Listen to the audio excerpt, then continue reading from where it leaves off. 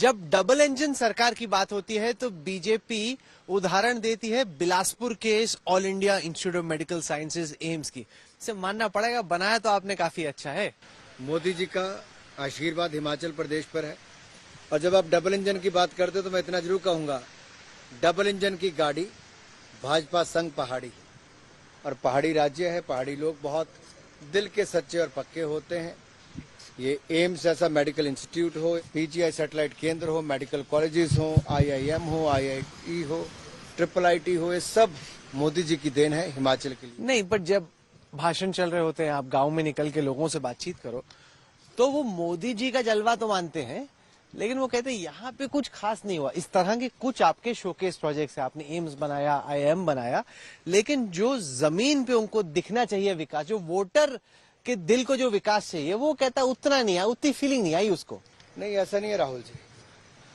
अगर आप देखिए, 4 लेन हाईवे, रेलवे ट्रैक्स बनाना और साथ साथ में मेडिकल की सुविधाएं देना, एक नहीं 6 मेडिकल कॉलेज, एम्स जैसा अस्पताल, पीजीआई सैटेलाइट केंद्र, आईआईएम, आईआईटी, ट्रिपल आईटी, ये विकास की रफ्तार है, फिर भाजपा सरकार है। और ये विकास की रफ्तार और तेज होती है डबल इंजन की सरकार के साथ। अगर आपकी सरकार को एक बार फिर से यहाँ पे आने का मौका मिलता है, अगले 5 साल के लिए आपका क्या प्लान है, क्या विजन है, क्या आप ऐसा कर पाएंगे जो इस दफा आप नहीं कर पाए? मैं धन्यवादी हूँ, आपने सवाल पूछा। हाँ। जब मैं आज से 7 साल पहले अपने आप को एक एमपी के रूप में देखता हूँ, तो मैं देखता हूँ कि क्या था। ये तो आप ही ने बनवाया है। एम्स सब मोदी जी का आशीर्वाद है, सब डबल इंजन की सरकार के कारण है, भाजपा के कारण है। लेकिन प्रोजेक्ट्स के हिसाब से अगले 5 साल में क्या ऐसी चीजें हैं जो आप करना चाह रहे थे नहीं कर पाए, या और ऐसी चीजें जो इसके अलावा आप करना चाहते? आपने अच्छा कहा, ये देवभूमि भी है, वीर भूमि भी है, अब इसको खेल भूमि बनाने का काम भी करेंगे।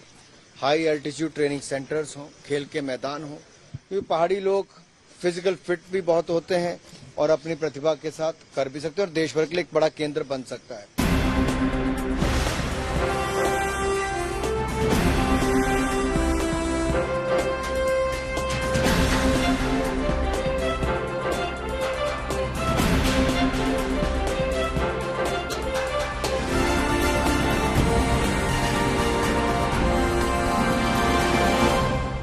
ये तो अनुराग जी, एक तरफ बीजेपी बात करती है कांग्रेस मुक्त भारत की, यहाँ शिमला में तो आपने कांग्रेस का ही ऑफिस को बीजेपी का ऑफिस बना दिया।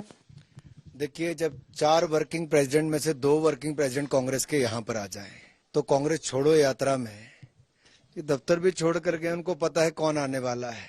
ये तो मैंने पहली बार सुना कि कांग्रेस का ऑफिस हुआ करता था, आपने बीजेपी का ऑफिस बना दिया। चुनाव में ऐसा ही होता है। कभी किसी जमाने में शिमला की सीट कांग्रेस की होती थी, लेकिन वर्षों से अब ये भारतीय जनता पार्टी के है। यहाँ के कार्यकर्ताओं ने मेहनत की और शिमला की जनता ने जो विकास देखा है, स्मार्ट सिटी, जो प्राइम मिनिस्टर मोदी का एक बहुत बड़ा योगदान शिमला के लिए है। यहाँ की सड़कें कैसे चौड़ी हुई, रास्ते कैसे बने, इलेक्ट्रिफिकेशन कैसे हुए, और खूबसूरती जो शिमला की बड़ी है, एक के बाद दूसरा प्रोजेक्ट बड़ा यहाँ पर आया है। और आप कह रहे हैं कि कांग्रेस के वर्किंग प्रेसिडेंट आ रहे हैं यहाँ बीजेपी में, जो कि हो भी रहा है, और बाकी लोग भी आ रहे हैं, पर उससे कहीं ना कहीं बीजेपी के कार्यकर्ताओं में नाराजगी भी है कि ये बाहर वालों को ले आते हैं, फिर हमारे सर पे बैठा देते हैं, हम क्यों इनको टॉलरेट करें? जो बाहर से आता है, हमारी विचारधारा को भी जानने का अवसर मिलता है, हमारे कामकाज को देखता है, और उसको विश्वास होता है कि जब हमने 8 साल पहले कहा था भ्रष्टाचार मुक्त शासन देंगे, सुशासन युक्त सरकार देंगे, और सुशासन युक्त सरकार हमने 8 वर्षों में दी। 10वें नंबर पे भारत की अर्थव्यवस्था थी, हमने 5वें नंबर पर पहुंचाई है।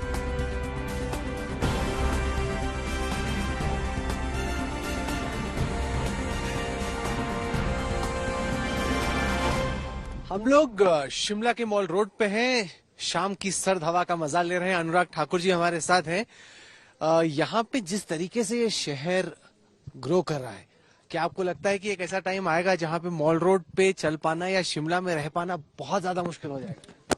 मुझे नहीं लगता ऐसा, क्योंकि यहाँ पर भी जितनी हाउसिंग है उतने ही रह सकते हैं, लेकिन मुझे लगता है इसको डीकंजेस्ट कहीं ना कहीं करने की आवश्यकता है। उसके लिए जो भी कदम उठाए जाए। तो आपकी क्या स्ट्रेटेजी, क्या विजन है शिमला को डीकंजेस्ट? देखिए, एक तो यहाँ पे पार्किंग की सुविधाएं बहुत की गई हैं, इसको जो हम केबल कार कहते हैं उसके जोड़ने का हमने प्रोजेक्ट भी पास करवाया है, जिससे गाड़ियां अंदर नहीं आएंगी, बसें आपकी बहुत कम चल पाएंगी, और आप केबल कार में बैठ के यहाँ पे कई एक सेंटर से दूसरे सेंटर तक पहुंच पाएंगे। उससे प्रदूषण भी कम होगा, पर्यटक के लिए एक आकर्षण का केंद्र भी होगा और स्थानीय लोगों को भी बसों का और टैक्सीज का इंतजार नहीं करना पड़ेगा।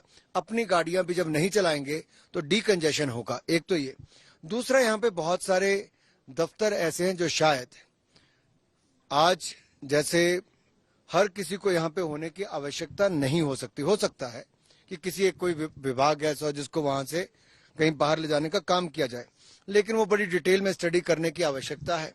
इसको पर्यटन की दृष्टि से एक बड़ा आकर्षण का केंद्र और कैसे बनाए। Anurag Thakur ji, you took out time to join us on the campaign trail during a busy campaign period. We thank you for that and wish you all the best. Thank you so much. Thank you for your time. Thank you.